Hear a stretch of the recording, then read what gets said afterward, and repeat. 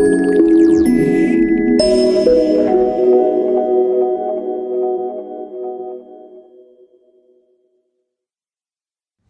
everybody, hope you're having a wonderful day. So I read a great article this weekend that talked about whether or not you should buy or borrow money for certain items. And this is really one of the basic tenets of financial planning. So first I wanted to illustrate, just as an example, if you have a $400,000 mortgage, let's say you buy a $500,000 house, you put 20% down, you have a $400,000 mortgage, what do you end up paying in principal and interest over the life of that mortgage? So for a $400,000 mortgage at $1,852 a month, and that is just principal and interest, that does not include taxes, maintenance, and anything else involved with the house, you end up paying $663,000 for a $400,000 home over the course of 30 years. So the question is just to illustrate that obviously you're coming out of pocket substantially more than what you originally, the purchase amount. So now the question is, when does that make sense and when doesn't it?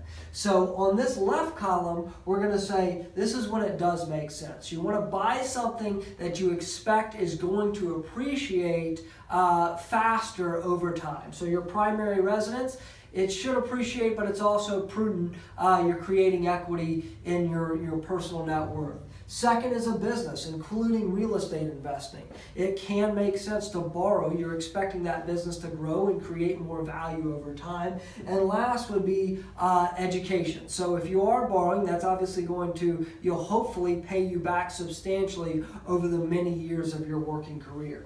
What you should not borrow for is any depreciating asset. So first example that comes to mind is I've got written up here, second home, especially if it's for your personal use. If you can pay cash, great, as long as you've got everything else taken care of, it makes sense. But the thing that people borrow the most for, that is always a depreciating asset, is a car. So if you can pay cash for that car, it makes a lot of sense, or getting that interest rate down as low as possible. I'll even write that up here.